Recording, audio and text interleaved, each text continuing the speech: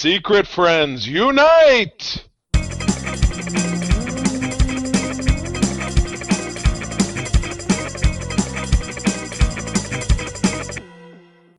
Welcome to the Secret Friends Unite podcast, episode 539. This is your guide to the geek side, and this is Todd Oxtra. Official 5th place winner out of 10 of a local, video game contest. I won 5th place out of 10, Charlie, and I was the oldest person there. So take you whippersnappers. 50% is almost passing. Correct. I made it wrong. But yeah, Tubi Con, I went there this weekend.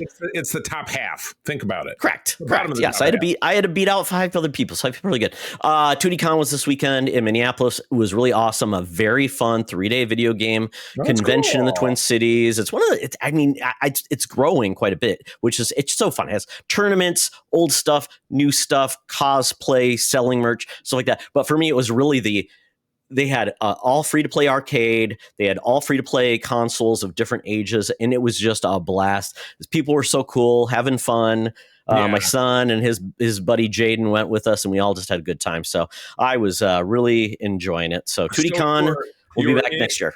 In competition with other people. So you say you play. Correct. So you competed with 10 people. You were like, we're all going to play blah, blah, blah. And you were playing against Correct. each other. Red Bull sponsored it. It was really cool. And they had hosts. And as you finished your portion, you would stand up. And then it was basically, they called musical chairs, but basically it was whoever the last one to finish was kicked out, and then you move on. So it wasn't, we weren't moving seats, but we were just playing, and they start the music when you hear the music start, and you had to do something else. It was very cool, very well done, very fun.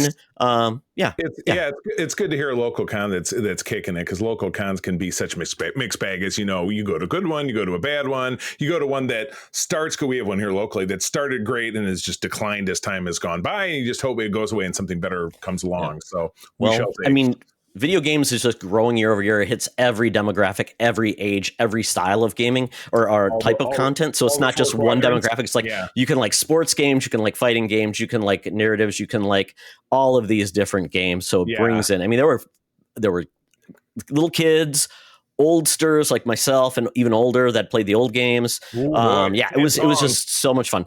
Oh, there was a Pong machine. There was a pinball arcade. It was really, really fun. So highly recommend it. Free time. Good deal. Yeah. Cool. All right. Well, speaking, we do actually have some video game trailer news to talk about, which I will allow. And then because they happen to be two of your wheelhouses. So you know what? Exactly. Know who you're selling to.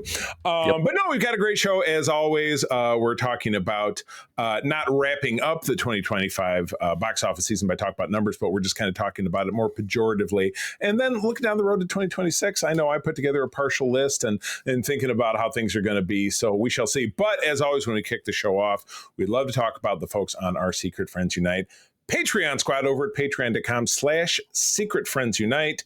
Exclusive programs, early shows without ads, Discord benefits for 7 days for free. Up to half off your first month, and then staying on board for as little as $2 a month. It's good stuff. And as I love to say, you are actually losing money by not doing it. So pay attention. That's not actually true, but we would still absolutely love to have you.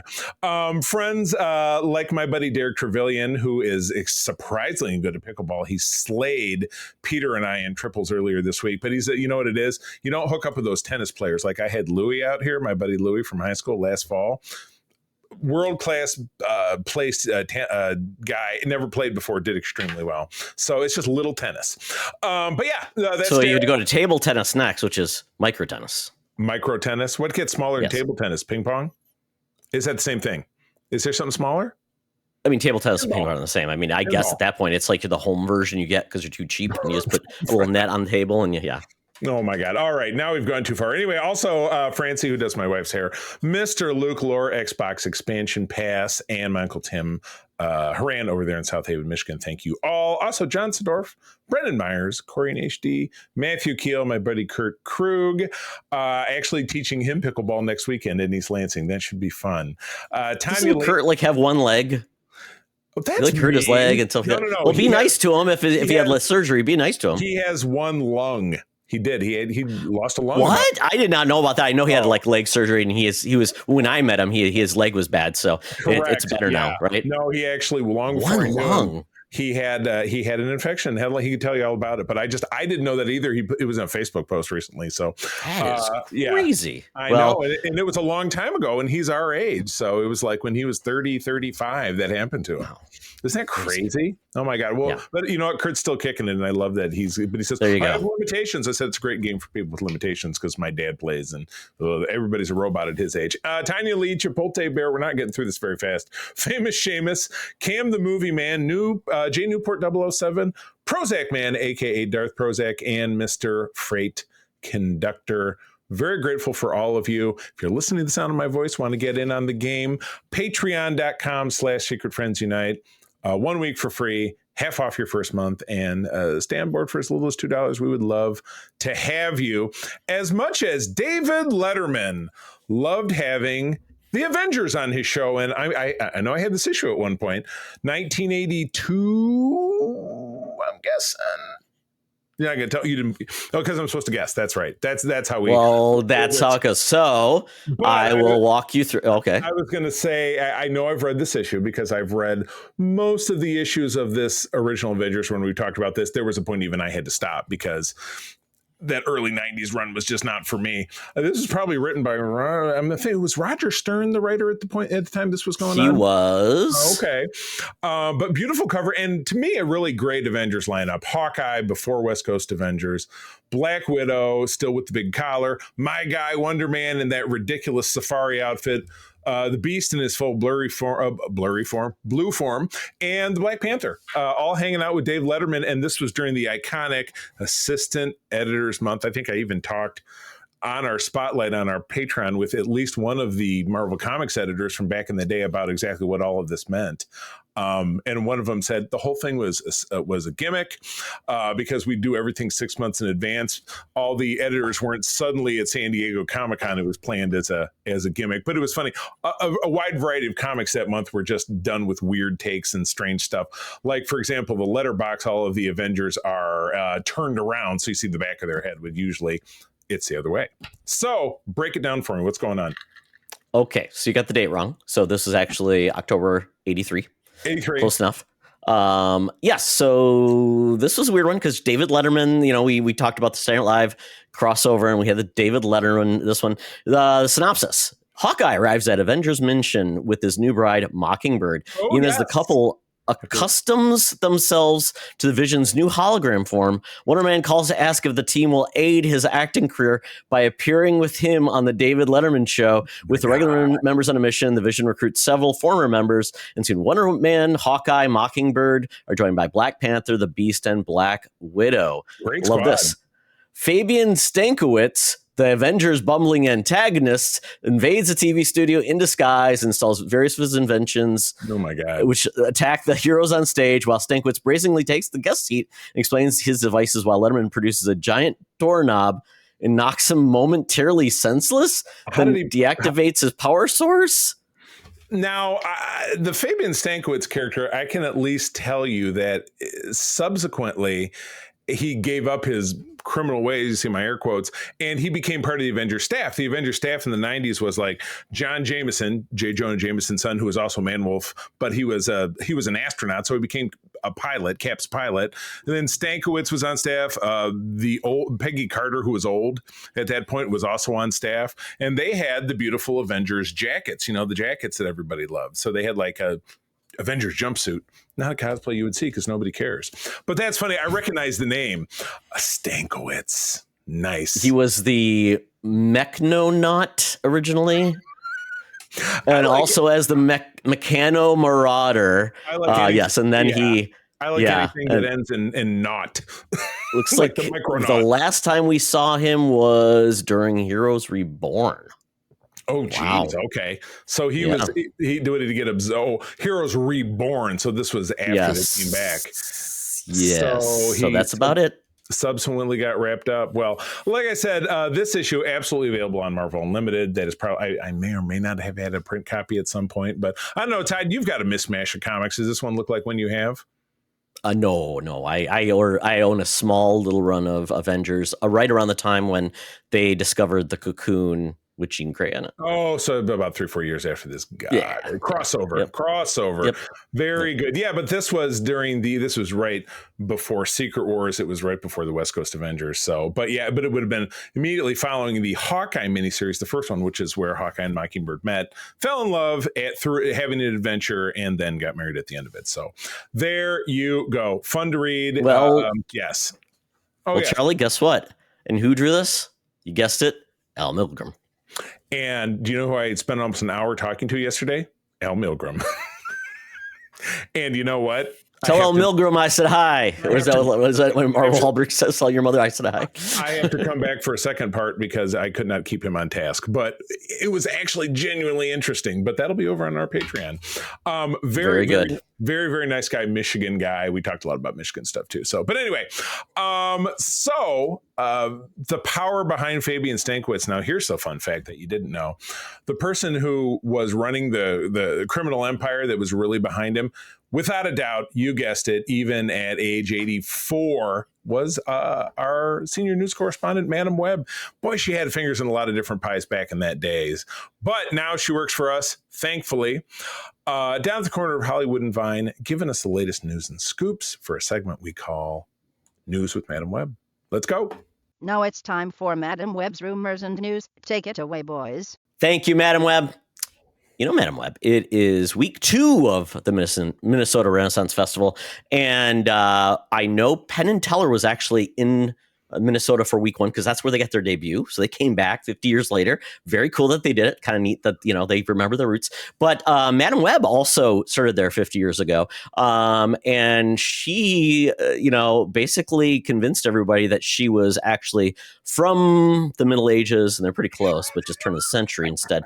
So, Madam Webb, you're welcome back anytime. They are always looking for people to be insulted and get tomatoes thrown at them.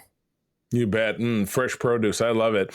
Well, it was funny when this trailer dropped this week on our Discord. I was like, wasn't that show on like earlier this year? But it wasn't. It was on last year. Was it on last year or the year before?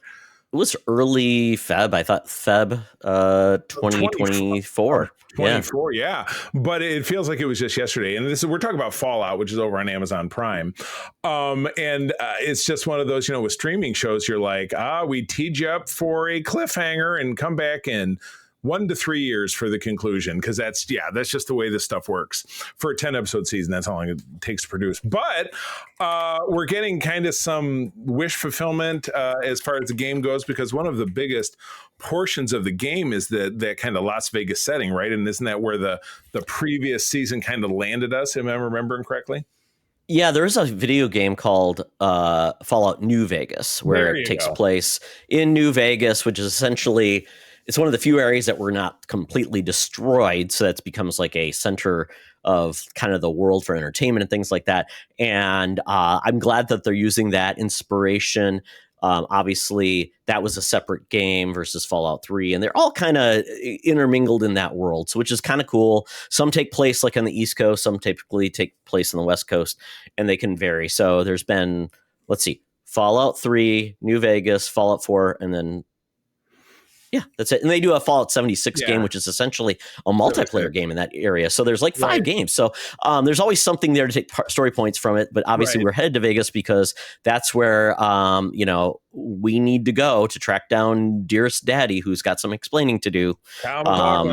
Yes, exactly. Yeah. And we get, and again, just as a quick sidebar, Fallouts 1 and 2 were board games, right? So it was before the video game era because they go back a ways. They had 2 original games too that were in a different format made by a different developer. So the series has been around in some type of form, electronically or tabletop for probably 25 years, 26 years or longer. Yeah. That's awesome. Because, Kyle MacLachlan was her dad revealed to also be a long-lived string puller from back in the time. Because what was the time jump from this? So they live in kind of an alternate Earth where there was a nuclear holocaust in what we would consider probably the 1970s. if I remember correctly. Yeah, I mean, it's though, alternate history time, so you got a mix of interesting like 50s aesthetic things like that. Correct. Yeah. And the issue is because the ghoul is, from that time that everything happened, he can live for a long time. Right. So Kyle MacLachlan, I'm trying to remember how it worked, but obviously he's pulling the strings between the vaults and different things like that. So I don't know from the bomb drop to where Lucy emerges. I could probably look that up, but it's probably a good 30 to 40 years because they're thinking about like Fallout finishing so they can finally go out in the world. And I don't know how long they expected it. 100 years, maybe that's what they were expecting. Yeah. Lucy, of course, being Ella Purnell, who is our heroine. So this trailer takes us and the ghoul, who's the Wally Goggs or Walton Goggins character, and puts them together in an adventure where they do finally reach this Vegas, and we find a new villain who I'm assuming is also potentially from the past times. And that's Justin Theroux. Who is a great actor of great accord. And, it's the trailer is filled with the usual, exploding bodies. And at the end of it, do we get a dragon? Because we get a real tight critter, and it looks like, like a Game of Thrones style kind of dragon. So those are called razor claws. And think about, Charlie, like in the desert, you've got like iguanas or, you got lizards. Those got mutated almost dragons. So they're called razor claws. They are the biggest, baddest things in the world. That's awesome. We didn't get a lot of, I would say, creatures. We get that one creature in the water that tried to eat Lucy. And then I'm trying to think of what other creatures we got. We got some bugs. We didn't get a lot of other creatures though. We got the ghouls and And so I will probably end up slamming through season 1 again just because we've got some time and I enjoyed it so much. I'm looking forward to that December 17 over on Amazon Prime. The beauty of Prime is that pretty much everybody has it anyway.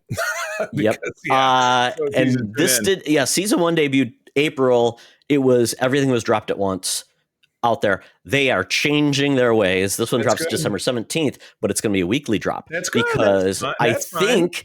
Well, now that Amazon charges you for ads, they get to squeeze a little more out of you every month. Got to do it. Yeah, I mean, and you know what? I think people don't want more. They want more quality. They don't want just an onslaught of content that, quite honestly, you don't watch.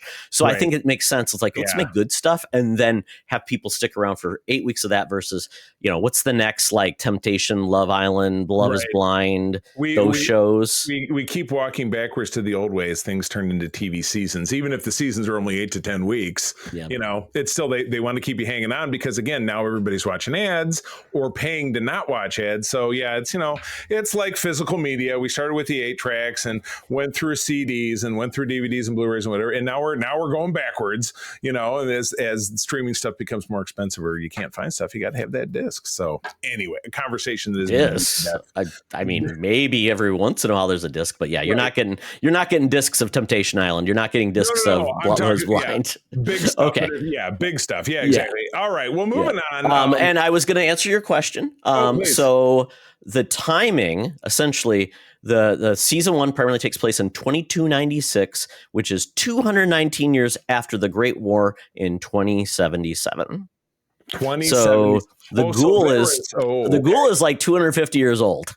So everything you were seeing when he at the cold open to the very first episode where he's talking to his daughter and saying, the thumb is if it's the plume of the mushroom, that was in 2077. It's like an alternate timeline where essentially, there's aesthetics and wow, I didn't know. Trying to remember if we had space travel or not, and I can't remember space travel was a thing. I don't think so because it didn't seem like anybody got away. So okay. Well, no, there was just already astronauts up there, and they never returned, or they couldn't return because, like, well, shit, do we want to return to that? Probably not. I know there could be a wrinkle. Yeah, I'll watch season 1 again because I'm curious to fill in some of the particulars. But all right. This show, I'm sure we talked about this when it came on. Was this a show? And this is season 2. Did you get into this right away or discover it later? I don't remember it at all. I absolutely love the show. I saw the trailer. I'm like, I'm going to watch it. And it was a show that I knocked out pretty quickly. Sure.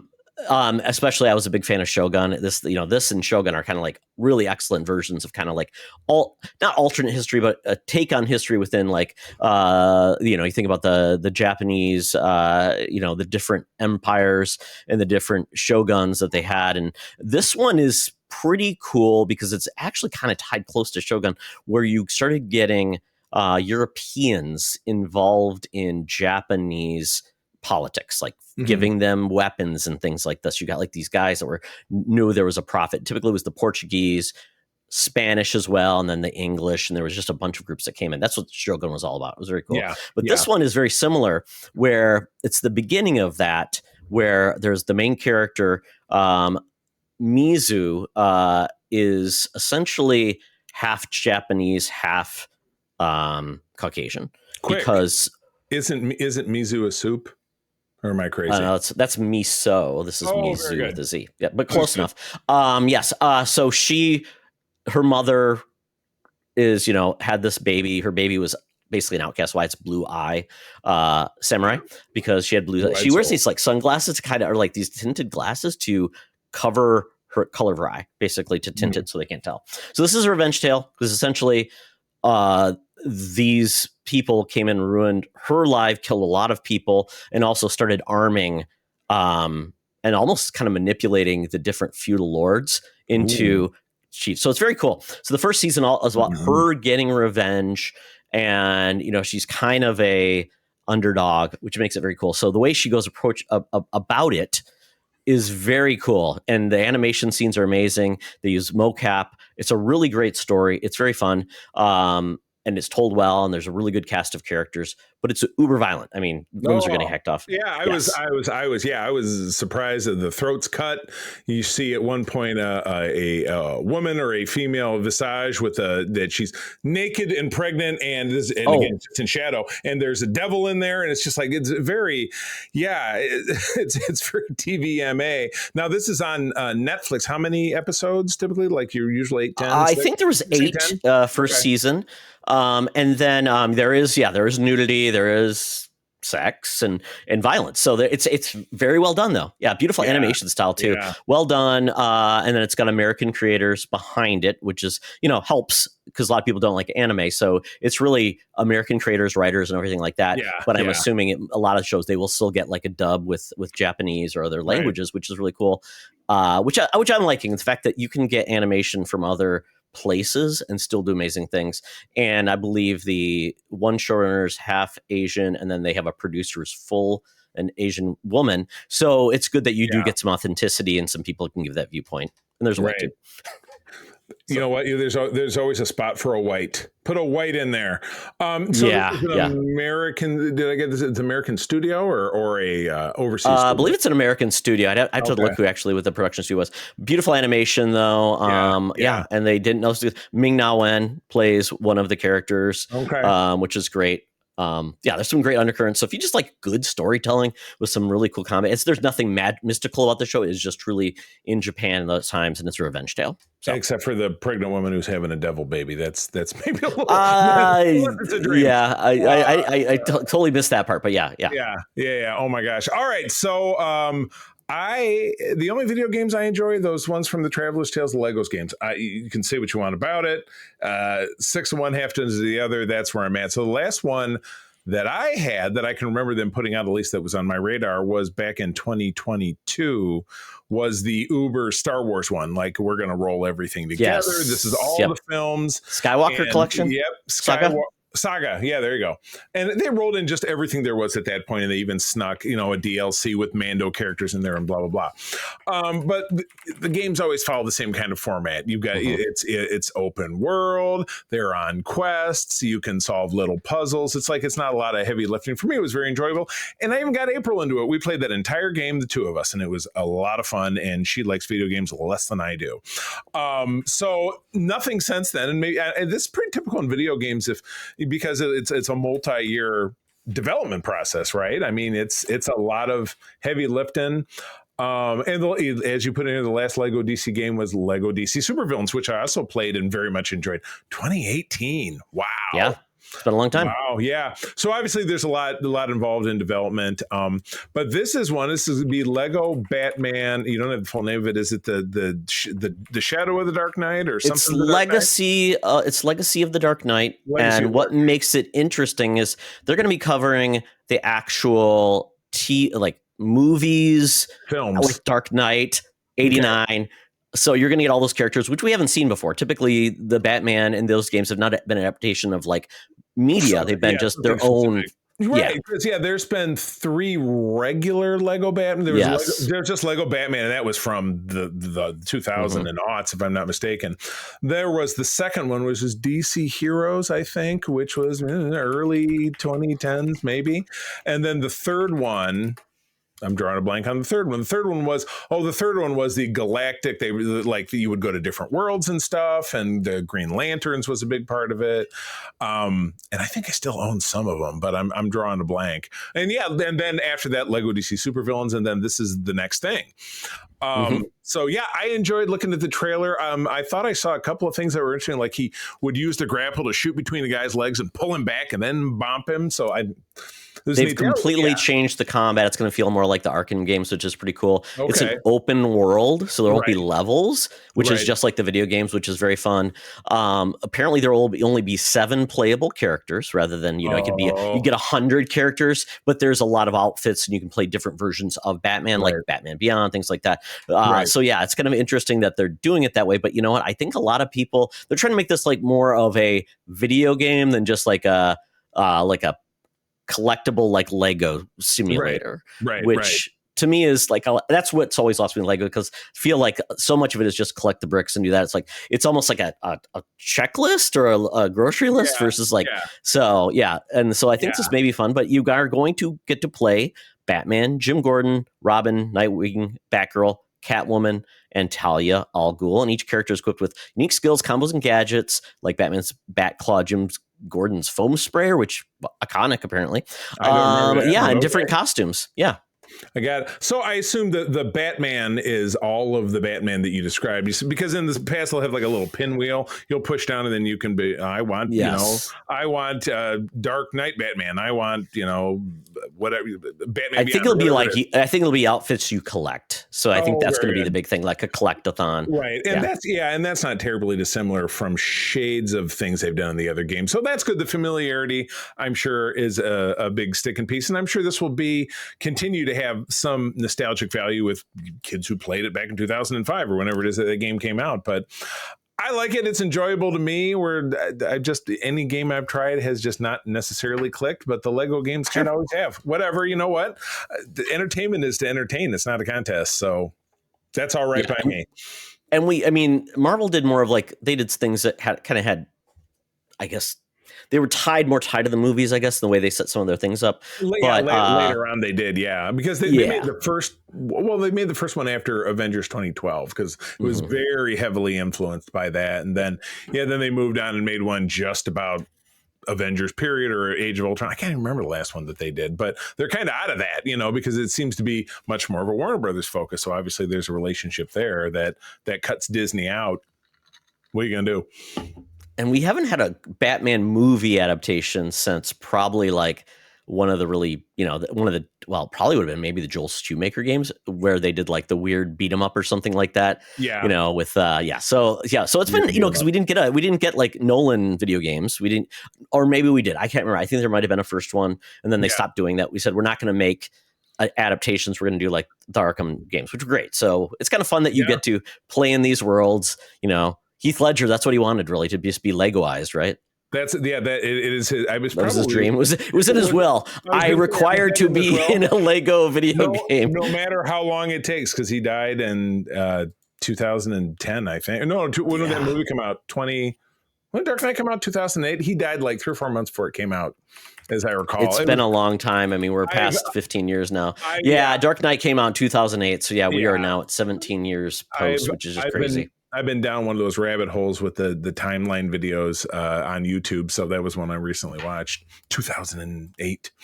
And we saw some of the settings when we were in Chicago. That's right, so, Chicago. Yeah, and I know I didn't really look down, because there's a list of movies, and you can go to place, you can see where every setting was. I did not really look at it yet, so I'm assuming a lot of those locations are just places I didn't notice at the time, but very cool. It was there. All right. Well, look at this. You got me talking about 3 video games in a row, but 2 of them are about Star Trek. That's all right. So the first one is about Star Trek Voyager, and you and I were having a conversation about this. Not a favorite show of yours, which I get it. everybody. That's what's beautiful. What I've always found beautiful about Star Trek is there's different corners for everybody. You don't necessarily, I don't necessarily love everything. Some of the recent output has not been my favorite, and some of it has been ones that I like, but we don't need to get into that. You want to get into that, listen to me on Code 47. I'll tell you all about it. But Voyager, and this was something I actually read. I read it in an article that Kurt Krug wrote. He interviewed Robert Picardo when Robert Picardo was at Motor City Comic Con here in Michigan earlier this year, is that Voyager, which was on the UPN, a phony network, from 1995 to 2001, ran 7 full seasons, just like its 2 predecessor series, but there has been really no output of that, or really even those characters, until 7 of 9 came back as a character, real time after having time gone by in the first season of Star Trek Picard in 2019. So it was a very big gap, almost 20 years. But the show, Picardo was saying in this article, was very popular in COVID when people were going through tough times. Maybe they were in lockdown. They wanted to watch something easy. Like Suits. Like Suits, exactly. Well, that show had a complete revival. But they, the numbers for Voyager on Paramount Plus, I'm assuming, because that's pretty much its exclusive streaming home. People just it's easily digestible because the stories aren't a ton of heavy lifting. There's not a lot of violence. There's not a lot of sex. There's not a lot of heavy themes. You know what I mean? Though there is still definitely some Star Trek messaging in there and some great moments, great characters, and other things. So the show became very popular, which to me, without even really looking at this link, would really make me think, well, that's why, based on that, there would be interest to make a video game for a show that's been off the air for 25 years, that has never had a follow-up like a movie or anything like that. And most of the characters have never been seen again. So what do you think? This is just a trailer that seems to just be recreations of moments from the show, a ship flyby and a this and that. So didn't really give me an idea of what's going to be. Okay. So yeah, I can give you the rundown. So this is going to be basically saying, what if you were the captain of Voyager during that whole season? So kill everybody. No Janeway, you're now in charge of it, and you get to make those decisions. So every time that Janeway did something, was that the right decision? And along with that being the captain, and I don't know if you saw the side view, it shows the ship, and it's kind of like, you're going to actually have to run that ship, tell people, maintenance, or prioritize shields over this, or do that. And you got the people, you have to repair it. Okay, are you going to get to a battle? Oh my God, we got to be repaired. We're going to go on away missions. Right. And not only that, Charlie, it will also then have touch points that are key parts of the series. Like, it'll go back and say, let's recreate that, what actually happened, right? So this is what it says. For as long as Star Trek Voyager has been around, there have been much debate about if Captain Janeway made the right decisions navigating her crew's journey. One of those is, should she have killed Tuvix to save the lives of 2 crew members? Should she have been hyper-evolved into an amphibian, had sex with one of her seniors? Also currently hyper-evolved amphibian officers, should she have deleted that wife? So it's like, these are just jokey things, but yeah, right? Well, yeah. Here's a really key one, and it's funny because, my mother watched the show because, as you recall, back in college, she would tape them for me for my library. And Todd, you'll remember this. In the end of the second season, they had a choice to either go fight a superior force to try to rescue a child that may or may not have been Chakotay's, and they lose their ship and get stranded on it. At the end of it, my mom was like, that's bullshit. There's no way she should have done that. You know what I mean? So is that one of the moments? Because I was like, go rescue this kid that might be his. No, let's keep going. It might be, and there is fail states, right? There is fail states, like you will lose. So you would have to replay it to see if you can do it. So it makes it kind of interesting to say the impact of your decision. But it does say, like, this, some of the things you're going to do. It says, aside from letting players rebuild Voyager's internal systems and research ways to adapt Delta Quadrant technology to sustain its journey and manage new crew morale, across the unknown, we'll have players making key decisions inspired by the TV adventures, engaging in ship combat and team management for away missions. It's going to be a little bit more like not real-time combat in a lot of ways. It'll be more like you're making tactical decisions. So it won't be about... It's kind of like one of those, like, choose your own adventure deals, like, okay, you've come to this thing in the road and you choose A, B, or C, or that kind of deal. Or like, okay, you made this choice, but instead of the way it went in the show, now you have to fight these aliens who are, you're outnumbered, that kind of thing. Correct. But you'll still control the ship. You'll still do those things. It'll be more like you're probably not I mean, maybe they'll do it this way. You're not actually controlling the ship. You're basically giving orders to, all the different characters within it, like scan the ship, do this, engage, blah, blah, blah. Blah, blah, blah, blah. So this was like, wish list this now. So you can wish list this game on Steam. I'm familiar with Steam, but it has no release date. Is this just going to be for PC then? I can't get it on a console, even if I got a new console, which I know I'm due. It may be. It just depends on how it controls. So it might be mouse and keyboard type things where you're moving the mouse used to select things. They can also adapt those to consoles. They've done it pretty well with using, one thing is your kind of mouse. So I don't know yet, and they didn't show a lot of gameplay, so it's really hard to tell how it'll play. But it may. More stuff is going everywhere, so which is kind of fun. Yeah, I mean, I'm certainly interested. I don't know. I haven't really done PC games. I'm sure I'm not set up for it. I've never got into Star Trek Online. My partner Peter is really into that. He could tell you about it. But yeah, I'll keep an eye on this for sure. But so and it's interesting. So the second game that we're talking about is based in a setting of the era of Deep Space Nine and the Star Trek Next Generation film. So it's wild that these two products are dropping, reflecting periods of Star Trek that nobody's making productions about anymore. So it's for heritage fans. It's obviously, or people who have discovered the show, as I said, on streaming. It just shocks me because I'm actually watching the last episode of Deep Space Nine right now because we're finishing the series on our next episode of Code 47. And I said to Peter right when we started season 7, I said, this show just had no right to be this damn good. They had a nearly flawless 7th season. They really didn't have many misses. But I could tell right away that this game, which is called Infection, really has that Last of Us vibe, the Walking Dead vibe. And it's the first kind of horror Star Trek game, but your setting is, just watching this, it's a Defiant class ship, which is the ship from Deep Space Nine. You appear to be, because again, it's first person, so you're getting your hands and picking stuff up, but the guy is a Vulcan because you see him do a mind meld, you see him do a nerve pinch, and he has gold stripes on his sleeve, so he's an engineer, he's an operations person. But all the sets are the Defiant corridors, and you see the shuttle bay and the little shuttle, which is unique to that. So, but I find that very interesting that again, so this is also, it says VR. So does that mean I'm kind of out of luck? It's for systems that, unless you buy a Quest 3, I got one because there's a lot of Star Wars games in VR, which is really fun because they're more like I'm swinging the lightsaber. I'm doing that kind of stuff. It's not like using a controller and just doing that kind of stuff. So it's very immersive, very fun. Like you see Darth Vader, you look up and like, holy crap, he's right there. You get to be around the ship. So it's really a cool experience. Yeah. I did one of those long ago. I don't know. I think it was when I was working at the radio station. I think you did PlayStation or something like that. You did PlayStation VR, I think, Charlie. Somebody tagged me along and they said, try this out. And I put it on and you were in a shark cage descending. And then you're looking around and it's the ocean. So it's dark. And then obviously eventually a shark comes and goes, ah! Yep. I can't remember the circumstances of why I did that. And I just lost Todd. There he is. I was just going to show you the new one. Yeah, it's very cool. Fits really well on your head.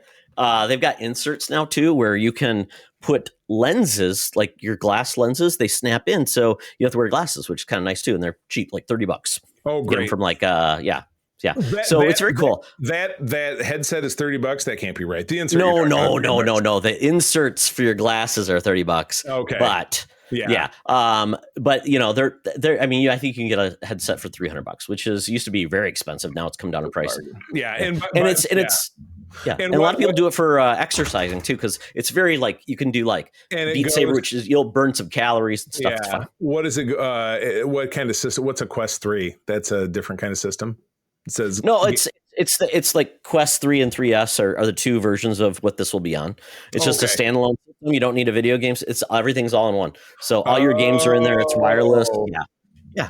Well, that'd be interesting. Of course, that does bring the fear that people will, eventually people will just be walking around on the street with those. Will be like, we'll have a society of people. I hope not. They will run into everything. Yes. Well, you won't care because you'll be in this virtual environment. So anyway, this looks super cool. And I don't know. We probably don't have a date for this one either. It doesn't look like it. Yeah, it's hard to tell. It says not is set to launch later this year. So that's pretty good. Then it'll come to basically PC VR, which is basically you can get non-Quest headsets to run through your PC if you want as well. Okay. But they don't say PlayStation 2 VR, which is just sad because that's not done very well. But what I like about this, it says you're basically set on the USS Lumen, which that's obviously a fake ship, right? Never mentioned before. Okay.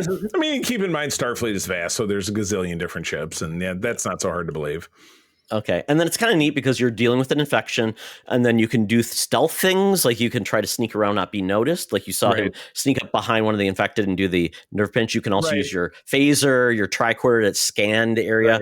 And what I like too is the fact that you're a Vulcan and you're infected, but you're able to kind of control the infection with your logic, which I like. And then they have looked like it was a Cardassian that was kind of mocking him, I think, and telling him like, you're not going to keep control and you're, kind of mocking him. I think I did. Yeah, I think I did see something like that. Yeah, it was very interesting. Well, yeah. So this looks like a great use of the license in VR. I'm very excited for this because I loved Star Trek Voyager Elite Force, which was a first-person shooter in the Star Trek universe. Like you were there, like they're high-end security forces, which why not?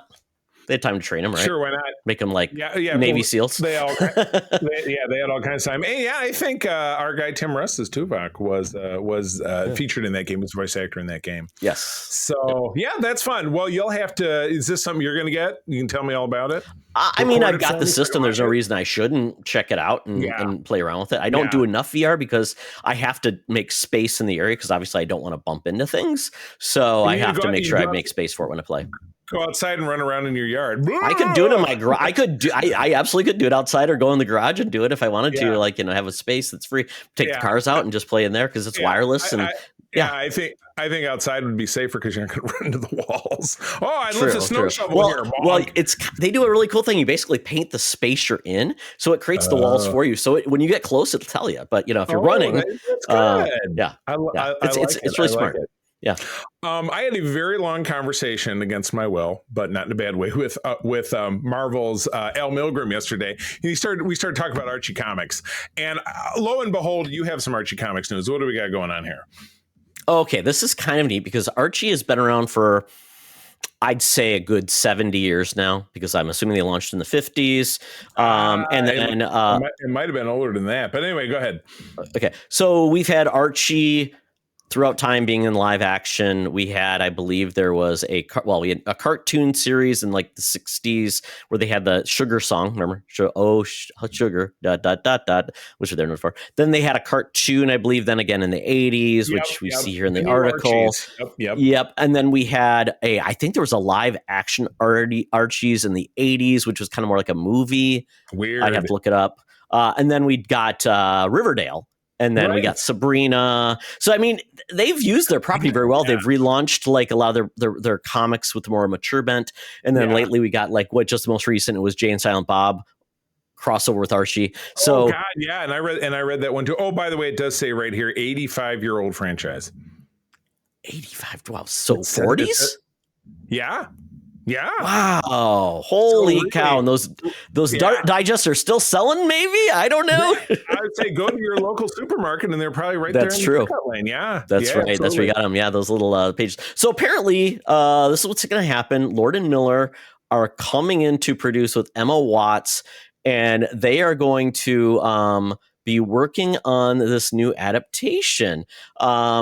So basically, even the CEO, John Goldwire, producer of Archie. So we got a lot of people involved. And the plot details are in the wraps. However, Archie follows the high school hijinks of the cute Archie and his mean squeezes.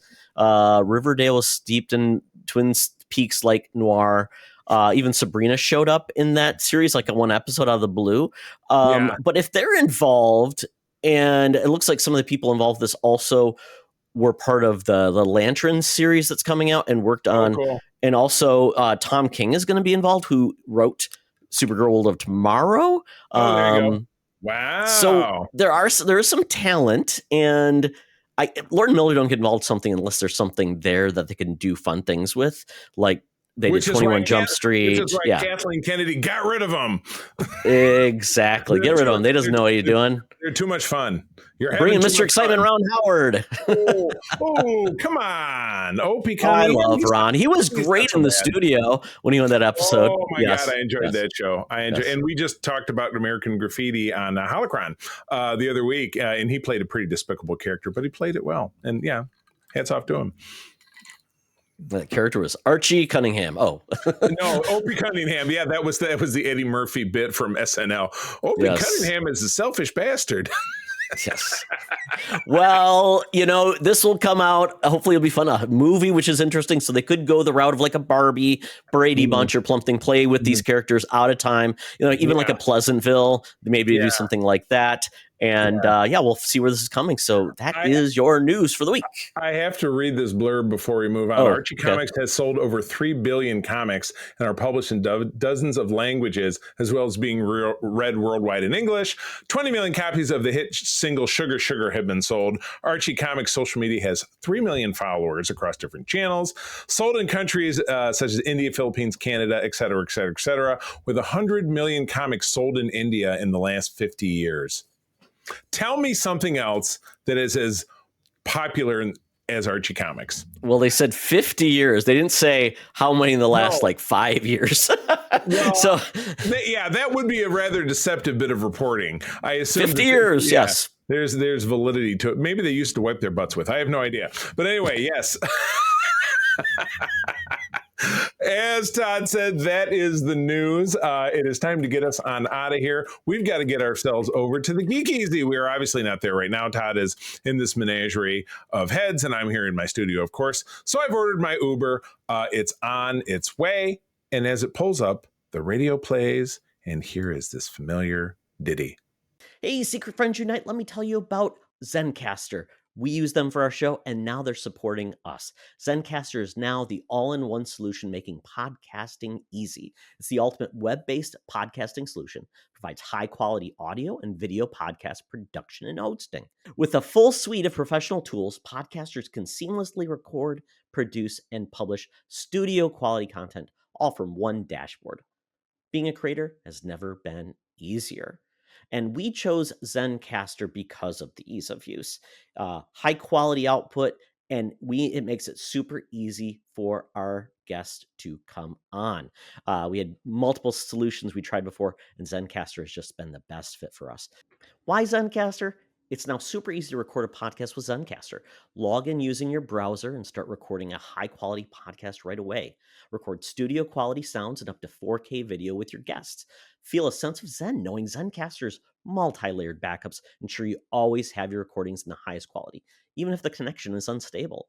Have you ever worried what you sound like? Zencastr's post-production process makes you sound buttery smooth.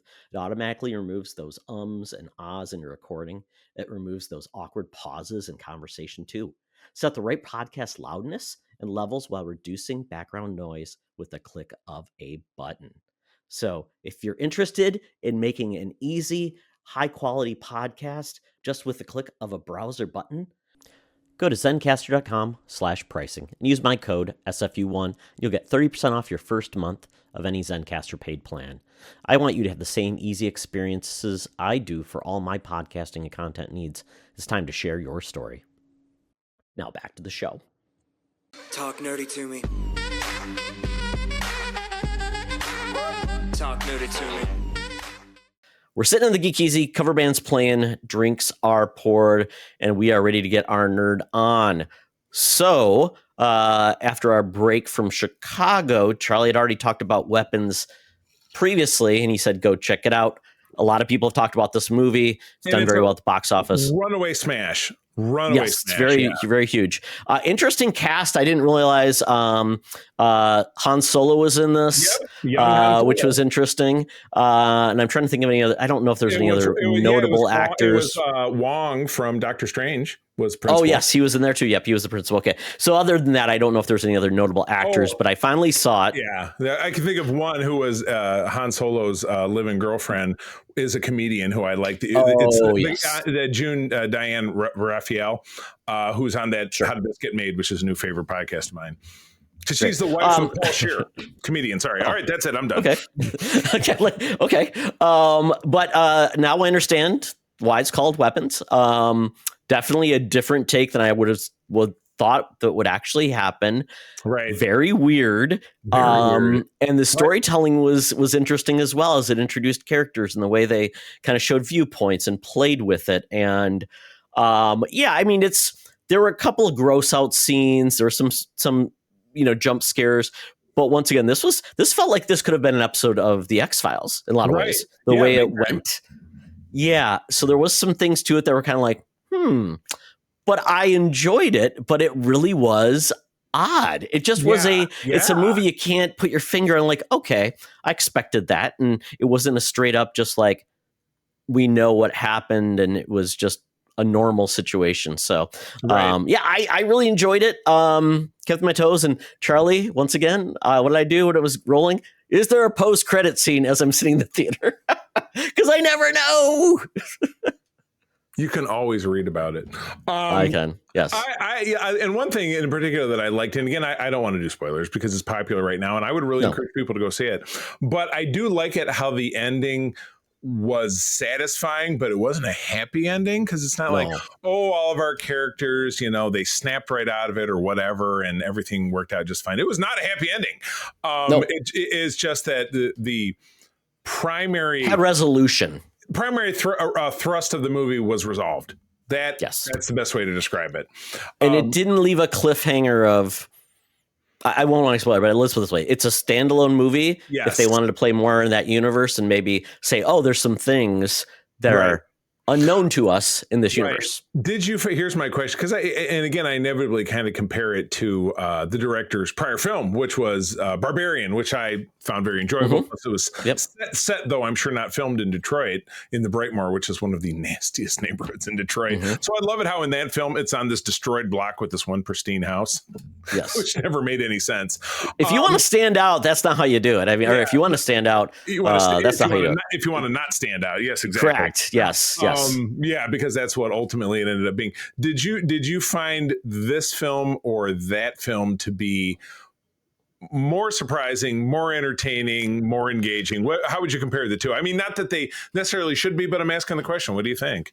Wow, that's a good question. But in a lot of ways, just because they're made by the same guy, I think he's gotten really good about, like, you would probably never guess what happened. I think Barbarian told you nothing going in. So it's like, I don't know what this movie's about. I just knew there's people showing up.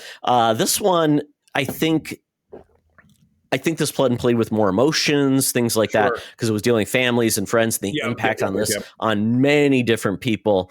Some very weird decisions on characters they introduced, which I thought were like odd behavior, a little comedy too. All I want to say is, not spoilers already, but Charlie, there was the moment when essentially we got the final payoff.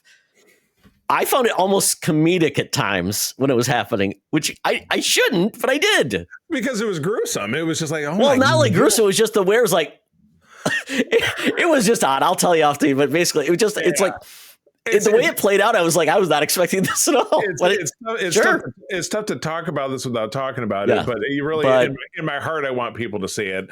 And I want this movie to be successful. Neither one of us thought this would be part of the factor, but it's in the top 10, I believe, of grossing films domestically, which is I think this will land 10. I think this is going to land at number 10. So that's very good. But it was absolutely very entertaining, and I would say go out and see it without a doubt.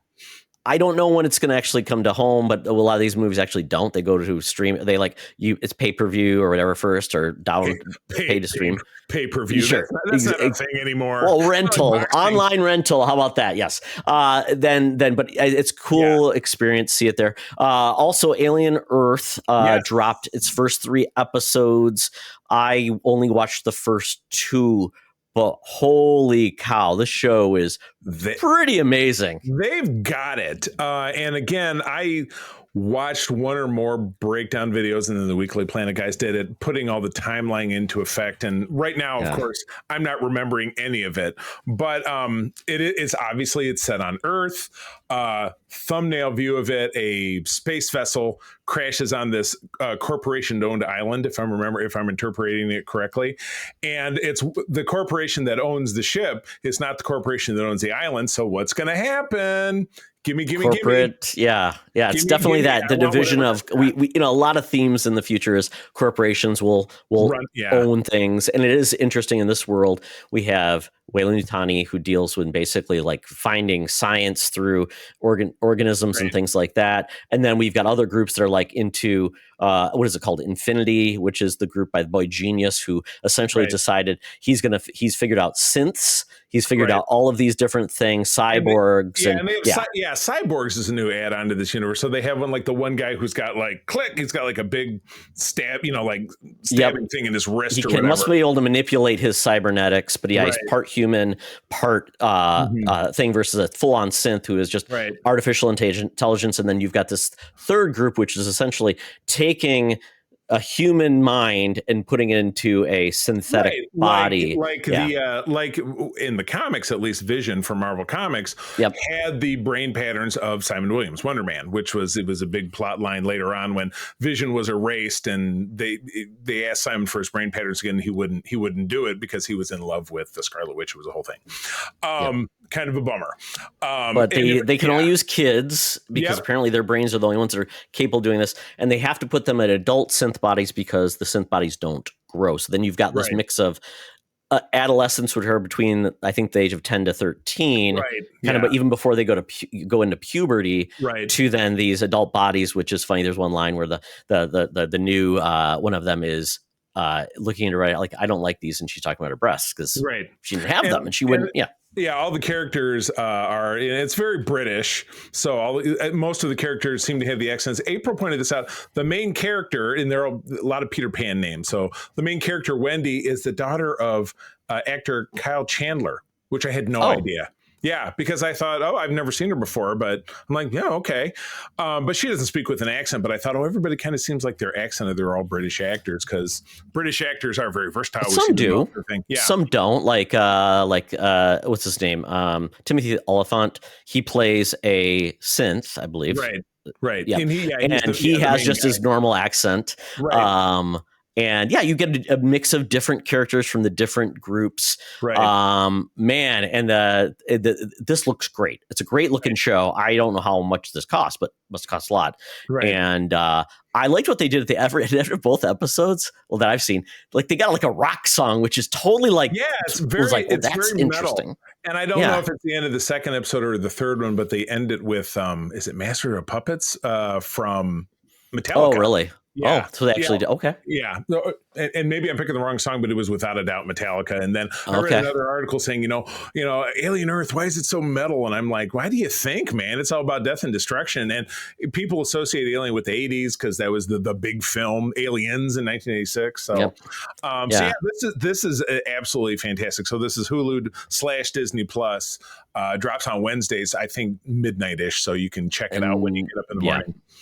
And Noah Hawley's the showrunner. He's done a lot of great stuff on TV. So I love this. And I feel like, this is one of the inherited properties from Fox, which I think they just call 20th Century now. I think that's what they just... Yeah, that's how they converted it. Because they still have their classic... and Predator. I mean, I feel like Disney, you can call them wrong for whatever they did with some of the Marvel stuff overdoing it, but the fact some of these Fox properties are getting some love in a quality way, I don't think would have happened with Fox. I mean, and you're right. It's a marriage that works because Disney for a long time was very guarded about we're for kids and we can't put out a thing with Deadpool where he's cursing and chopping people up.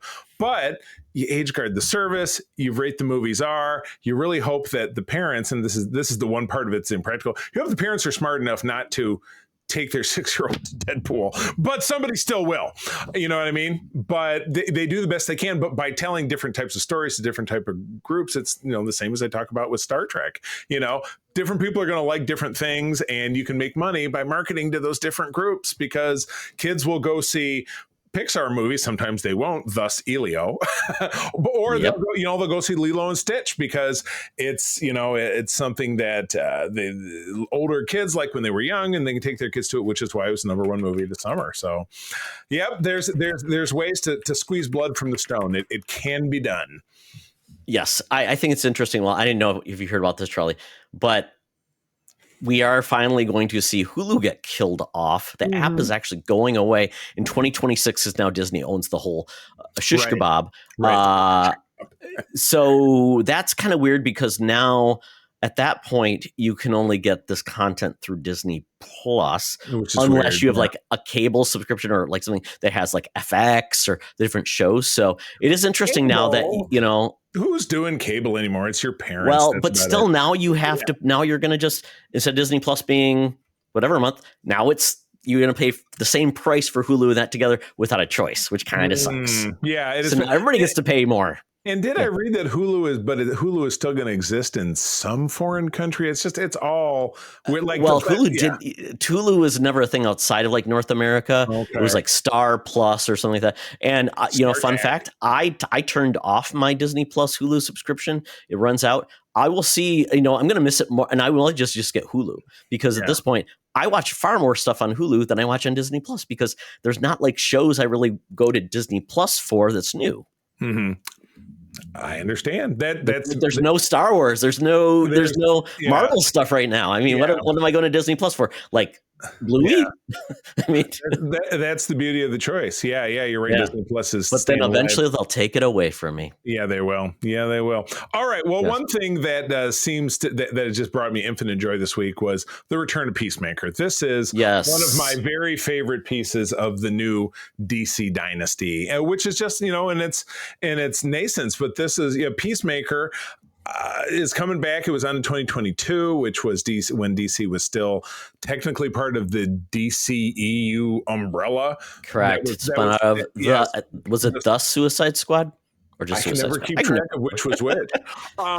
And the first smart thing that they did with this that I really enjoyed is that watching even though I recently watched the season, I did watch the recap, and they retcon bits of the recap. They retcon two very specifically. Yes. You had the one character who is I cannot remember her name. The black woman who's what's her face's daughter is calling him for help, and instead of saying we need help, we need the Justice League, she says we need help, we need the Justice Gang. And then as they wrap up the show or they're wrapping up the recap, and Peacemaker is carrying Harwood, played by James Gunn's wife, off, and you see silhouetted characters in the background instead of having Aquaman and the Flash and Superman and Wonder Woman, who are both in silhouette because the first two characters had speaking roles.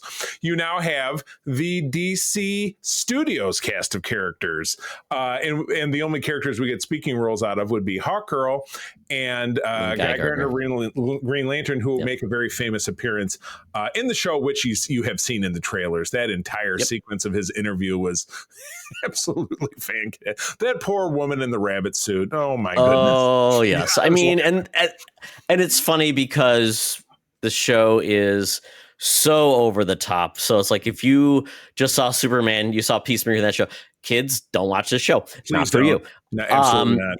And I did watch a recap of season 1, just kind of get myself back up to speed because some of more of the plot points of certain things with some of the characters, I need to go back to it. But this one picks up pretty well right after everyone. Obviously, they've been exonerated because of putting it on Waller, and now they can just have a life. But their life's not that great. What's his name? Vigilante's working in a restaurant, and not doing well. I think it's the same one from he has the same old job back. So Yep. Steve Agee is still working for Argus, the government. And then, but he's got a different boss now because they brought in Rick Flag Sr. To run the joint, and he was in. And we met Rick Flag Sr. in Creature Commandos, which is kind of nice. It's all coming together. Yep. And then we got other characters are kind of having a rough time. Peacemaker's having a rough time. Hargrave's having a hard time, and so is Harcourt, and so is I'm blanking on her name, Amanda Waller's daughter. Yeah. But she was tasty in Orange Is the New Black, which you didn't watch. But yes, you know what I'm talking about. Yeah, so she can't even get a job. Like, she's like, oh, blah, blah, you could get this job where? She goes, oh, they're hiring? So everybody's not doing very well right now. But the fun part about this... It was Bed Bath & Beyond is hiring. So we also got a new theme song, by Foxy Shazam, which... There was a lot. I think the only music we got was from Foxy Shazam now in this episode. Too. It was the end music. I think when she was finally killing Starro, I think this song was playing. I don't know. I could be wrong. But yeah, Foxy Shazam is great show for music, without a doubt. Yeah, I mean, some of the songs are better than others. The intro is obviously adding in the new characters, which is great, which is they're just adapting and having some fun with it. The dancing is not as good as, it didn't stand out as much as like the first season, but that's okay. And it was similar, but yeah, you can't always just have this. I mean, some shows always have the same open, but that is obviously they're looking to differentiate and stuff. But I like the song. I like the theme song better from the first season. But do you really want to taste it? It just kicks, right? Yeah. So, and then this one is kind of do some really interesting things. I don't want to go into spoilers, but I love it. It's funny and it's delivering one episode a week. So once again, some people are making that shift. Yeah, that's good. And like I said, HBO Max is also very heavily tiered with ads for most people, unless you opt out of it. So they need to make their nut too. The stuff isn't free. People want to bitch about that now it's as much as cable and you still have to watch ads. Then don't say, but you have the choice. You have the choice. Everybody has the choice. Antennas are free. Oh no, you got to buy an antenna set, but then you can watch PBS for free. Ooh, until it's removed. Yeah. For the time being. Oh my God. All right. So obviously I watched all that stuff, so I don't have as much stuff to talk about. We did, again, Hulu and Disney Plus, watched a movie called Locked. And I remember seeing the trailer for this early in the year. It's with it's the Skarsgård, one of the Skarsgård boys. It's the one who was It. Is that Peter Skarsgård? No, that's not Peter Skarsgård. Oh my God, I can't keep him straight. Bill. Bill is Bill Skarsgård, and of course, I'm gonna draw. Who the hell played Odin? British actor Anthony Hopkins. Anthony Hopkins is the other character in this, and it's about a kind of a white trash thief who is trying to make ends meet. And yes, he has, he's got an ex-wife or a baby mama and a daughter who is in school, and he's trying to provide for her, but he's a loser, can't get his act together, drugs, drinking, in and out of jail, whatever it is. So he's doing what I'm sure ne'er-do-wells do. He's going through a parking lot and flipping door handles and seeing one of them opens up, and he gets in. It's a Bentley. It's a beautiful car, but it locks and then it rings through, and it's Anthony Hopkins on the other end of the line, and he says, "Thanks for trying to steal my car. You're my slave now. You will do my bidding." And this car starts to torture him. Electric shocks, hot and cold. Oh, gee. He ends up shooting himself. He has a gun, ends up trying to shoot the window, goes through his leg. Oh. I mean, it's all kinds of bad shit. And even when I saw the trailer, I'm like, boy, this is dumb as hell. But then we saw it was on. I'm like, oh, we saw this trailer. Why not watch it? I'm convinced. Dumb. You had me at dumb. And for half of the time, Anthony Hopkins is talking to him through the navigation system, the phone on the car. And then eventually they do meet face to face. And then it's this race to the death for him to escape and get back to his daughter and all this. So not dramatically. So was it a race? Like Anthony Hopkins was chasing him because he's like 102 years old. He's chasing. He was just on foot. No, the two of them end up in the car together. Sorry to spoil it. But yeah. Oh God. Well, I mean, even then, like, what does he do? I mean, he's old. Again, you will have to see. But yeah, is it paint by numbers? Yes. It's a horror movie that you would kind of expect Bill Skarsgård to be in after the remake of The Crow. Yes. So, that happened. Yeah, it was probably on par quality level with what I would imagine that would be, maybe a little bit better. But yeah, it was hey, I'm being tortured by technology, and there's this strange guy who is a rich weirdo, and he wants to get me. So, you know what? It was heckling fun to look at. But yeah, that's over on Disney Plus. But we always talk about rabbit holes. I fell down a rabbit hole. Oh, these are 10 great movies from the 80s that you haven't seen. I had never seen The Howling before. Does that movie ring a bell to you? Oh yeah, absolutely. I remember like the smiley face. I believe that was one of the big parts of it, and the community of werewolves. Wasn't there a smiley face that was like? Yeah, I remember seeing parts of it as a kid and just very spooked by it. But yeah, I remember. Was it Dee Wallace was the lead? Correct, and one of the main villains was Bob Picardo. Directed by Joe Dante, who later went on to direct an 80s movie that I absolutely adored, which was called Inner Space, which also had Bob Picardo and Gremlins. Oh, that's right. But no, the poster, which you might remember. Bob Picardo was in that too. He married the female gremlin. In the second one, yeah. But the poster is just claws coming down like what you would imagine would be a sheet. But yeah, it's Dee Wallace, who is of course in Cujo, E.T., was in a movie I watched last night called Secret Admirer, which was a terrible C. Thomas Howell movie from 1985. Oh God. Oh my God. Yeah, I've been on a bad 80s movie. He made a lot of bad films. Yeah. Soul Man. Oh God. Thomas Howell. I've never actually seen, who else is in Soul Man who's not around anymore? Ray Dan Chong. I don't see her in anything anymore. Tommy Chong's daughter, right? I have no idea. It could be. Makes sense. I think so. Yeah. Oh my God. But anyway, the Howling was, and it was pretty low budget, but it was decent.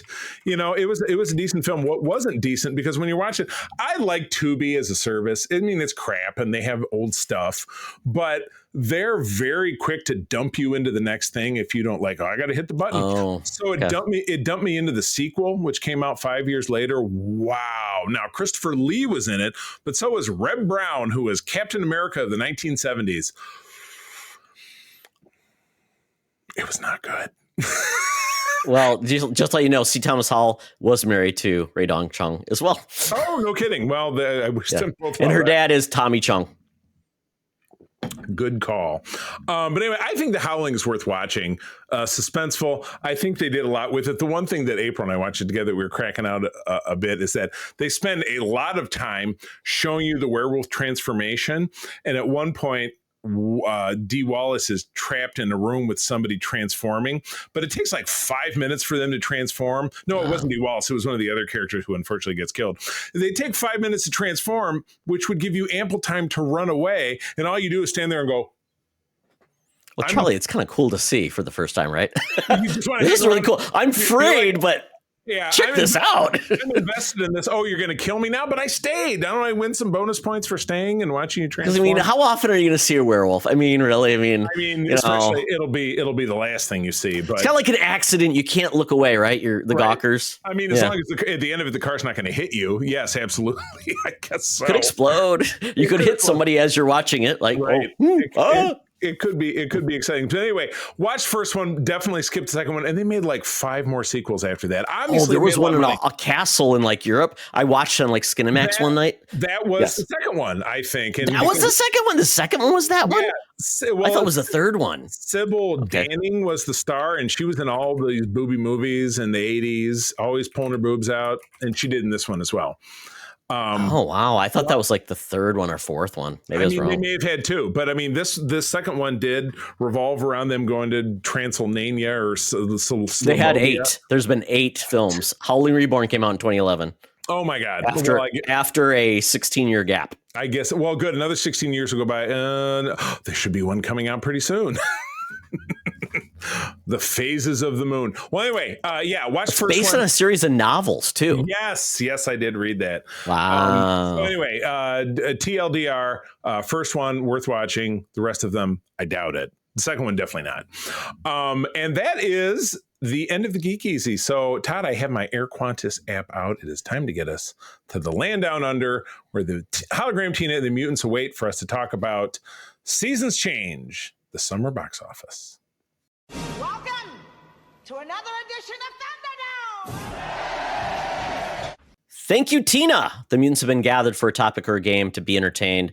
And this week, we are now, we would say, considered to be done with all of the big summer movie releases of 2025. So what we're going to do is first look at how the summer went in regards to, like, did the movies deliver from a quality perspective?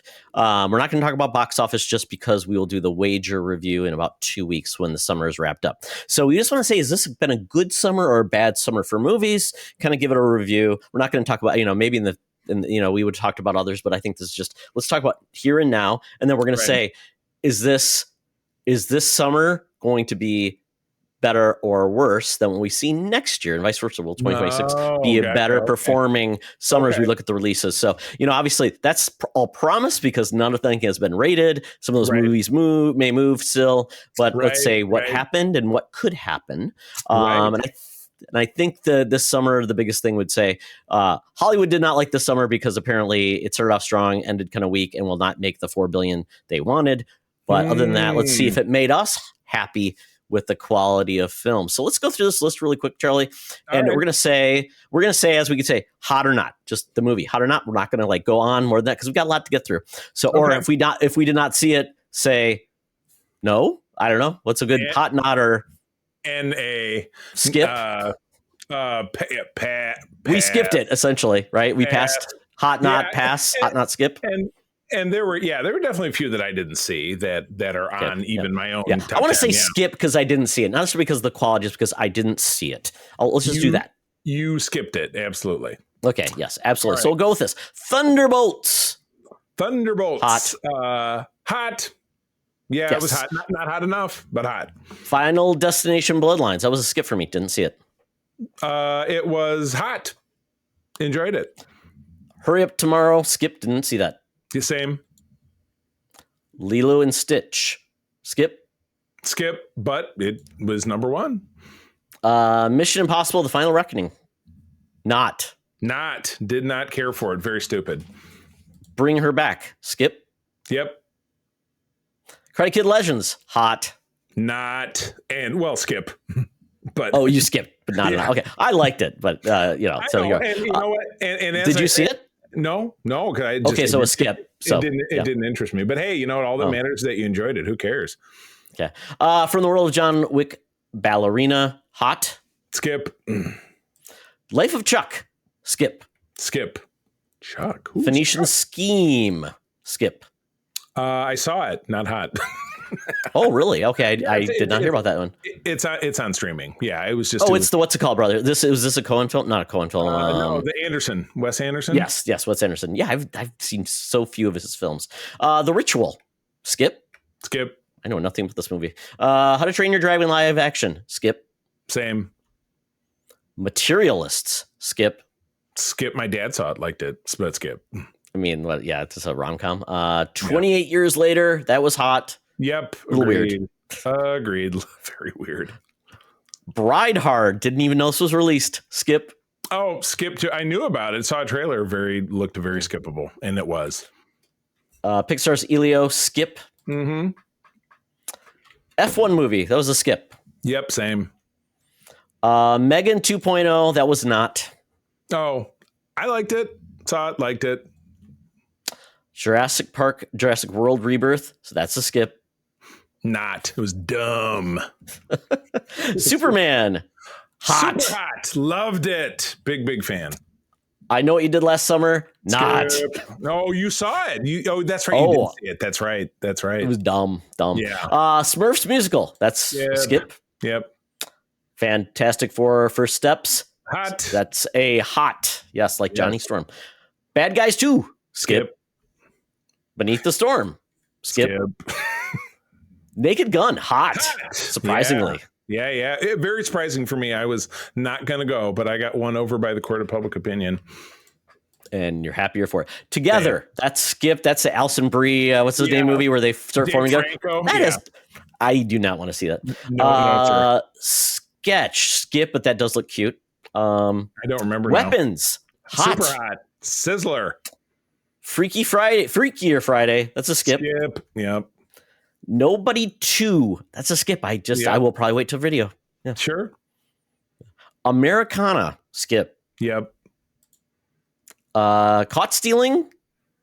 Skip. That's that Austin Butler film where he gets hooked up with Matt Smith. Matt Smith from 80s London. Yeah, that's out. That's actually out at the end of this week, so it's not out yet. And then we have Toxic Avenger would be the last film. Yeah. It's not even out yet, so we can't see it. But for me, it's probably dumb. not. I would have to. Yeah. I may. Yeah, it's not.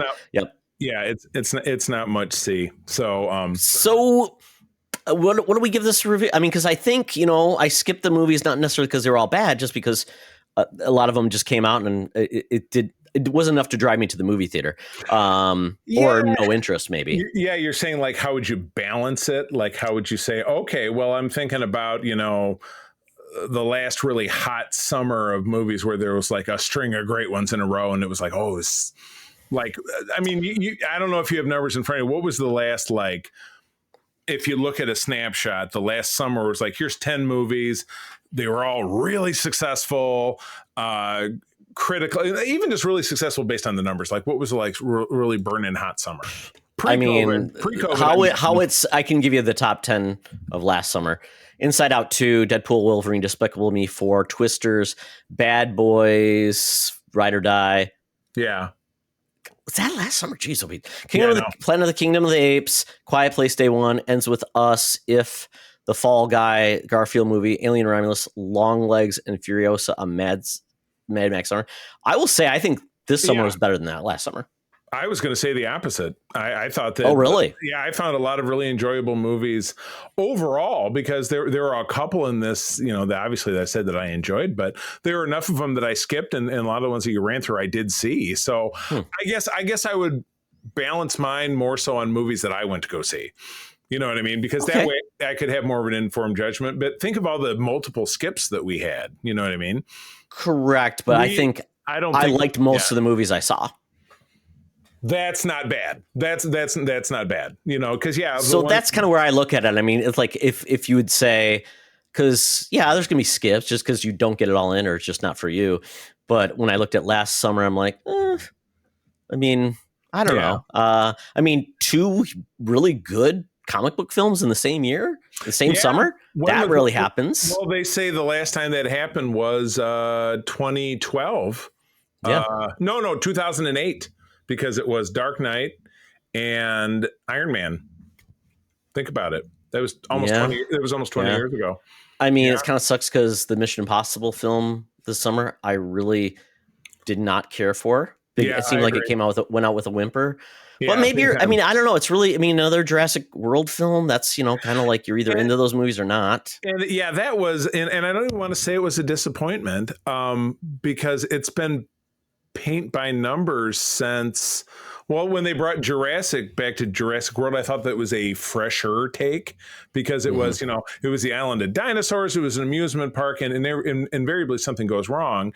But it was a big hit, so they got to bring it back and say, but we have to go back again, and we're not going back this time. But now that they're here, and there's a mystery, and then, but this one was like, there's yet another island, and we got to go back to collect brain tissue from the biggest of dinosaurs because it can cure cancer. And it was like, we're going to go, I can get, and ScarJo is like, I can guarantee your safety. I'm a big, tough, whatever. But then there was a family that just happened into the story. And it was, I'm a single dad and these are my kids. And it was just, dude, not you so name much. it. Not so much. Yeah. And Kurt and I have gone back and forth about this. He's like, that movie sucked. I'm like, that movie made over 333 million plus. And was almost going to catch up was almost neck and neck with Superman, which was a great film. So as I would always say, the Fast and Furious movies and those Transformers movies made a lot of money too. Absolutely. Until they stop. So something will happen or they'll reboot again because dinosaurs, quite honestly, it's funny that they died, but the movie never died. And quite honestly, it's the only dinosaur films that are ever out. We don't get any other different dinosaur movies. So. Yeah, right. Well, they had that 65 million, whatever, with Adam Driver. Which did horrible. Exactly. But, I will say one more thing, though, before we kind of get... Thunderbolts also launched this summer. So I've had those 3 comic book movies I really liked. Yeah, so, I agree. And you're right. A lot of people clearly didn't get Thunderbolts because it didn't even cross over 200 million. But it's something that you and I have talked about a lot is that it was heavily reliant on characters from the Disney Plus Marvel shows, which you would think like, oh, Marvel's so big, everybody watches everything, but it's just not the case. There are people who don't invest in those shows, and people get sick of homework, which is why I think Fantastic Four was more successful. Anyway. Yeah. So I'm just going to go back to the list from 2024. So let's see if we looked at her. So I'm going to go through them and just tell me hot or not, or skip. Okay. So right. Inside Out 2. Yes. Hot. I liked it. Loved it. Deadpool and Wolverine. Hot. Despicable Me 4. Skip. Yep. Twisters. Skip.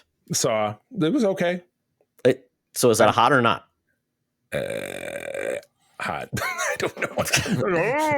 Lukewarm. Bad Boys Ride or Died. Skip.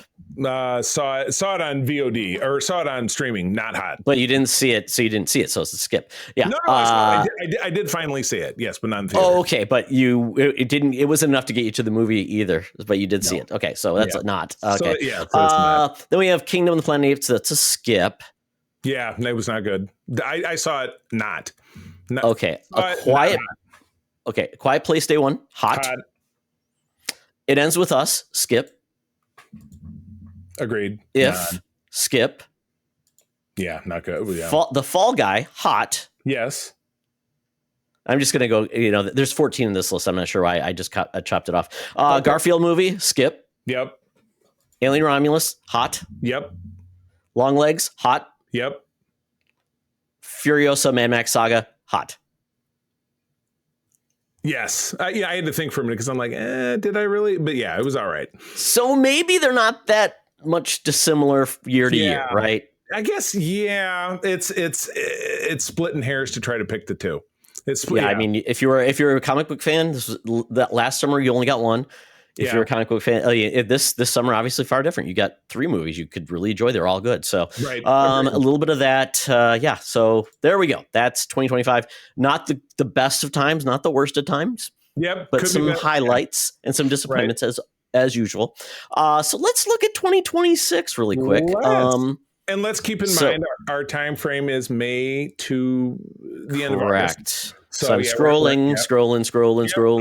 What? I got it. Well, here I'll jump in. Okay. Do you want me to just read the title of each one, or do you want me to pick out the ones that I think are substantive? We'll just go through them, and then if we want to call it out what it is, something called Animal Friends kicks off May 1st. Ryan Reynolds, Aubrey Plaza. No clue. It's going to have animated animals involved with live action. Not interested. Next film. Oh, that would have. Dan Levy. I mean, the cast is great. Right. Yeah. But I don't know anything else about it. I would say for right now that is a skip for me. Yeah. Disclosure is the Steven Spielberg movie that comes out on May 15 with Emily Blunt, Colin Firth, and Coleman Domingo and Wyatt Russell. Reuniting Spielberg with David Koepp, who did Jurassic World and War of the Worlds, for a film based on an original idea that we don't know anything about. Well, I don't think that guarantees. I think we know it's a sci-fi film about a UFO starring in it. So for me, Steven Spielberg doing sci-fi, that's a hot. Yeah, agreed. But it's followed hot on the heels by The Mandalorian and Grogu on May 22nd. Now I sound like the movie that you have called Movie Phone. That's not like the Movie Phone guy. Starring, obviously, the cast of the show, plus Jeremy Allen White and Sigourney Weaver. This is taking over for the 4th season of The Mandalorian, giving us a big screen dealy deal. Don't know much about the plot, except Jeremy Allen White, who is the very hot The Bear, will be the grown-up version of Rada the Hutt, son of Jabba the Hutt, that we met in Todd's favorite animated Star Wars show, The Clone Wars, the movie that came out. What's the weird Hutt from Clone Wars that kind of talk like this? Sound like Truman Capote? Yeah, Zero. Yeah, absolutely. So what is he gonna sound like? He's gonna go, oh. I mean, all I gotta do is a Hutt. Well, you're right, because it's proven that Hutts can speak English or basic, not just their Hutt language. But yeah, he'll have to, because he's no Hutt language. I don't know. Speaking Huttese, like Mr. Rose. Me no speaking English. Okay, so I will say this one. It's a hot. I'm hoping it redeems itself from season 3, which I didn't care much for. Let's go to Masters of the Universe. You know what? My heart says hot. You know what? And I love that they used a picture from the 87 film with Tom Paris and Courtney Cox. Yes, that's right. My heart wants to say hot as well, because Alison Brie's in it. So, okay, here's one we've debated about. June 12 is a revival of the Scary Movie franchise, which was super white hot in the early 2000s. But so was the revival of The Naked Gun, and that did not blow the box office away. Well, and also this is fun, that we're basically getting the Wayne brothers, who were behind like the first one, like the first 3, I think. They're coming back, and I think they're not that talented in regards to keeping up with the times. Their stuff is very, to me, always felt like over the top and not a great way, kind of dated. Yeah, kind of hacky. Yeah, stuff. Yeah. So I'm going to say not. Yeah, I'm going to agree with you. Now, here's a question for me. Toy Story 5, Yes. which is very near and dear. As Victoria grew up on that first film. April said it wore out several VHS tapes. Comes out June 19. So here's my question. Is Toy Story bulletproof? I'd have to look at the performances of the last few films, but has it made... Last one was huge. Okay, so huge. You think that there's a good chance that this will be big? This will do well. When was Toy Story 4 last out? And it's not even like, does it do big? Will it be a good film? It says right here, 15 years ago, 2010. Obviously. Well, that was 3. 4 came out in 2019. Oh, okay. Well, they say 15. Oh, they say 50. Well, then who the hell was in the fourth one? If it says Buzz and Woody are back 15 years later, doesn't it say that? Oh, okay. So, but they are. Okay, never mind. Yeah, it does. Okay, yeah. 3 was a swan song. Then 15 years later, the Dinosaurs are back again in Toy Story. I don't know why they did that. That's weird. Leapfrog over the fourth one. Doesn't make any sense. Well, no, I mean the fourth one. I don't know. I didn't see the fourth one. I do want to see it because I do enjoy the films. Yeah, so I think this will do well because I just think this one's going to be more about like dealing with like devices and things. So, which is true. And nostalgia fuel. All right, here's a wild card that I want. Then. Yeah. Here's a wild card. The next one that I want to be successful, but I feel like might suffer because of. She's a girl, and that would be Supergirl. World of Tomorrow.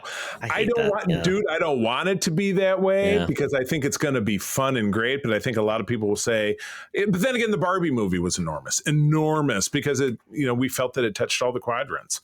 Correct. You know what I mean? So for me, I'd like to think that means it can be successful. I mean, Superman was successful, but it didn't make a gajillion dollars, at least in the United States, but it was successful. And I think they viewed it as a return to form. Right. And was critically and did well at the box, which is what they wanted. Anything, yes. Well, they had such a hole to dig out of, and they need to start somewhere. So I know that I'll enjoy this movie because, again, I feel like crypto's back, Charlie. Well, so people love cute animals. It's going to be. I'm all in. I'm all in for this. I say hot. Yeah, crypto versus Baby Yoda or Kevin. Okay, we have another Minions movie. This is weird. So we have this one is the June 26th movie, so not 4th of July, and then we get the it's called Minions 3 Mega Minions. This is July 11th. So we don't have a 4th of July. Is a Supergirl just she's getting the next 2 weeks? This one says June 1, so I think the date. No, I looked up the date. I did look up the date. It says July. It says July. Oh no, this is the movie. I saw it July 11th and July 1st. So it's July 1st. So no, this is the game. This is the movie that's going to be yours for July. I think it'll be hot. It'll do well because it's positioned that way, and these continue to be a big deal. This is an interesting one. So July 17 is The Odyssey. This is Christopher Nolan's hotly anticipated period piece, historical movie. This is one, and if I'm not mistaken, they put pre-sale tickets on sale a couple of weeks ago for a year in advance, and they sold out. For the trailer, based on the trailer that it came out, which I missed the trailer, so I didn't get to see it. Oh, is it not available streaming? You haven't seen it? It might be. I'd have to look, but I know they launched it just in theater. To be honest with you, it's just John Bernthal and Tom Holland having a chat, and that's about it. Yeah, that's about The Odyssey? Yeah, for The Odyssey. Yeah. Oh, that's weird. Okay. It was kind of weird, but it was enough to sell a bunch of tickets. So that is a guaranteed top 5 as far as I'm concerned. If people are buying tickets. I love Nolan no matter what he's doing. He made me watch a movie about people talking about the atomic bomb for how many hours? So I say hot. It was your Barbenheimer. A Paw Patrol movie. I don't know if this is their third installment on the big screen. I guess it would depend on how the first two. It's not. Yeah, I don't think so. I mean, I won't see it. And here we go with Spider-Man. Spider-Man Brand New Day on July 31. This is shaping up to be a street-level movie, but they keep adding cast members to it. So I hope it doesn't turn into Spider-Man 3, which was like too many characters. But new director, right? New director, new status quo for Peter. Yeah, I say hot. Oh, absolutely. Well, these movies have not let down. People have liked him. No, Even though, different director though. This is the first time with a different director, so it could be a miss. And there's not going to be a lot of your normal cast. The status quo is different, so who knows? Right. Maybe people will not like it. I don't know. Now we're getting into August, which is kind of the doldrums. Oh, only 2 movies listed, but again, we're so far out. Flowervale Street with Anne Hathaway and Ewan McGregor, which sounds like some sci-fi mystery by J.J. Abrams. That could be interesting. Great cast too. Yeah. It could be something. Again, yeah, sure. I'll agree with you there. Thread and so back to the Insidious movies. Another entry. Oh, really? Tale. Interesting. I bought tickets for the one coming out in a couple weeks. Is that an Insidious or the ones and Lorraine Warren? Oh no, that's the one with the Warrens. Yeah, the Warrens. Conjuring. Yeah. So this is the other one that has Lynn Shay in it, though I think her character is dead now. This is Mandy Moore and Kumail Nanjiani are in this. So crazy. That is, and again, it's Blumhouse. They do extremely well. So I'm going to call this one a sleeper. I might even put it on my bracket. We'll see when we get there. I have now. This is probably a skip. I have not seen any of these films. Yeah, I don't know, maybe just not for me. I understand, and that's it. That's the end of the summer. I expect some movement. I expect some movement from the list.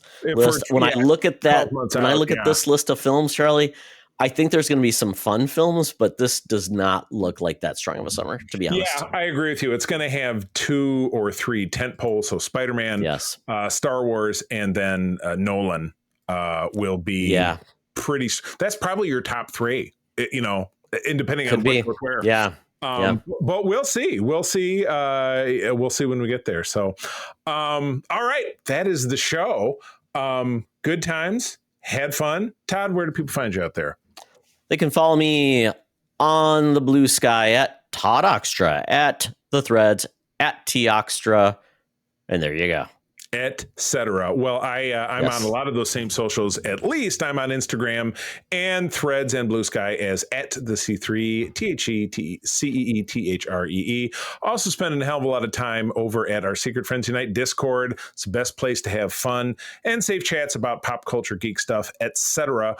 Find us there if you're a Discord user. If you're not, drop one of us a line. We'll hook you up with an invite and we'll get you in the mix because we would love to grow. We have a great community and we'd love to continue to keep growing it over there. But with that, friends, I will tell you as always, thank you for joining us. I'm going to say sharing is caring and to keep on trucking. Be the hero, not the villain. In a truck. Eagly! This podcast is part of the Secret Friends Unite podcasting network, available on Apple Podcasts, Spotify, and podcast services around the galaxy, as well as video on our YouTube channel. You can support Secret Friends Unite by becoming a Patreon member, get bonus programs and more over at patreon.com/secretfriendsunite. Join our Discord community for even more discussions on all things geek. For all the latest updates on Secret Friends Unite, make sure to follow us on Threads at secret.friends.unite and visit secretfriendsunite.com. Find our merchandise at TeePublic and Redbubble. Thanks for listening, and may the Force live long and prosper.